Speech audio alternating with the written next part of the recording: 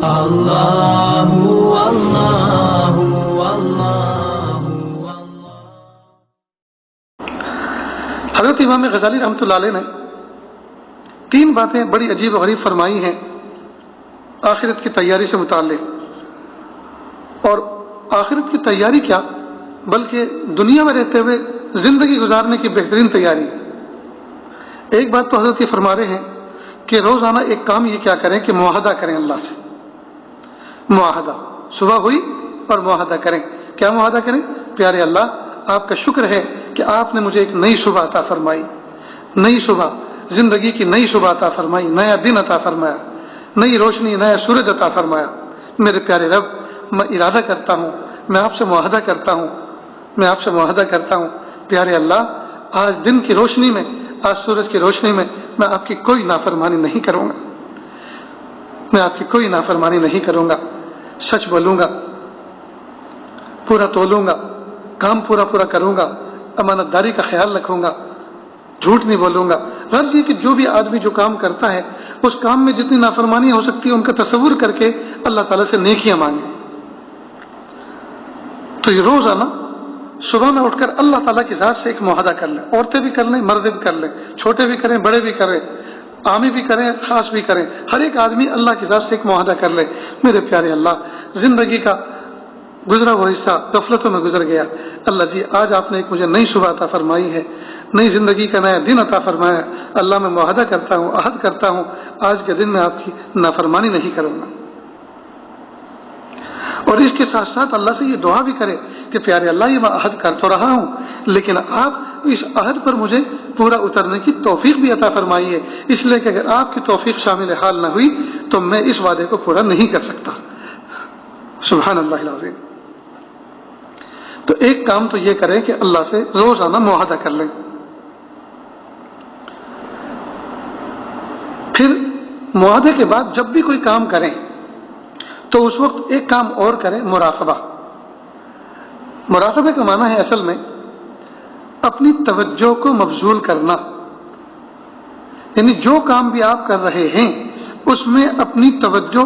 اس بات کی طرف مبذول کریں کہ یہ کام میں اللہ کی رضا کے لیے کر رہا ہوں یا نہیں کر رہا،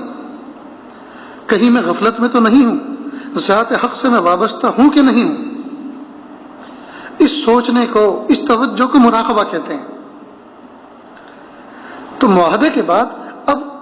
آدمی اپنے گھر سے نکلیں، کام کاج پہ نکلے، فیکٹری میں نکلے، فیکٹری پہ جائے، دکان پر جائے، جاب شاپ پر جائے، کھیتی باڑی پر جائے، جی لوگوں آفس پر جائے، جہاں بھی جانا ہو جائے، لیکن جو بھی کام شروع کر رہا ہے اس میں اس بات کی طرف توجہ ہو کہ وہ ذات حق سے غافل نہ ہو، ذات حق سے غافل نہ ہو، اور جس وقت کام کر رہا ہو وہ کام معصیت کا کام نہ ہو، وہ معصیت کا کام نہ ہو، اس لیے کہ جو معاہدہ کر کے آئے اگر معصیت کا کام ہوگا تو اس معاہدے کی خلاف ورزی ہوگی، تو اس معاہدے کی خلاف ورزی نہ ہو اس پر مراقبے کو واچ مین بنائے، یعنی خود جو ہے اس پر نگراں بن جائے، سوچ کو درست کرے۔ تو 2 باتیں ہو گئی، ایک تو روزانہ اٹھنے کے بعد دن کا جب آغاز کرے تو معاہدہ کرے، اور دوسرا جب بھی کام کرے تو اس پر مراقبے کی واچ رہے، یعنی اس وقت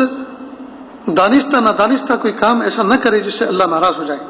اس پر توجہ کی واچ بٹھائے جس کو مراقبہ کہتے ہیں۔ اور تیسرا کام یہ ہے کہ شام کو جب کام کو مکمل کر چکے، فارغ ہو جائے دن کے کاموں سے، تو رات کو سونے سے پہلے دن بھر کے کاموں پر سوچے کہ میں نے آج جو کام کیے ہیں، میں نے جو فلاں آدمی سے بات کی تھی اس میں اس کو ساتھ جھوٹ بولا یا سچ بولا، میں نے جو فلاں مال فلاں کو بیچا اس میں نے اس کو دھوکہ تو نہیں دیا، وہ جو فلاں کے ساتھ میں نے معاملہ کیا ہے اس معاملے میں میں نے اپنی مفاد پرستی سے کام تو نہیں لیا، کسی کو دھوکہ تو نہیں دے دیا۔ غرض یہ کہ جتنے کام ہم نے صبح سے شام تک کیے ہیں اپنی اسکرین پر ان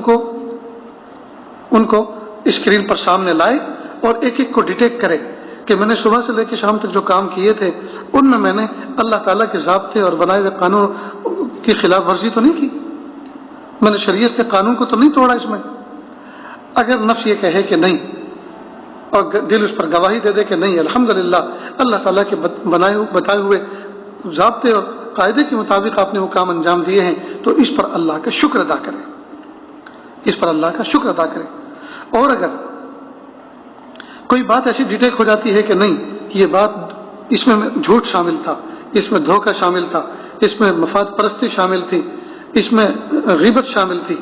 اگر کچھ باتیں نکل کر سامنے آئیں تو ان پر کہا ہائے میرے پیارے اللہ، ہائے میرے پیارے رب، پھر میں نے خباثت ظاہر کی، پھر میں نفس و شیطان کی پیروی کی، ہائے میرے پیارے اللہ مجھے معاف کر دیجیے۔ تو اگر جواب مثبت آتا ہے تو اس پر اللہ کا شکر ادا کرے، اور اگر منفی نکلتا ہے، خلاف ورزی ہوتی ہے، اللہ کی معصیت کا ارتکاب ہوتا ہے تو اس پر توبہ اور استغفار کرے۔ قربان جائیے، اللہ رب العزت نے ہمیں کتنا پیارا دین دیا ہے، اس میں اللہ نے کچھ اوامر دیے، کچھ نواہی۔ اوامر مثال کے طور پہ نماز ہے، روزہ ہے، اور اس اوامر میں اللہ پاک نے قربان جائیے کتنی سہولت دی کہ اگر چھوٹ جائیں تو قضا کر لو،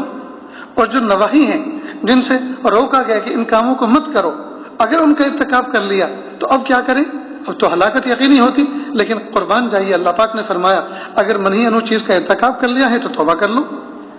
تو اوامر پر اگر عمل کرنا چھوٹ گیا ہے، عمل کرنا رہ گیا ہے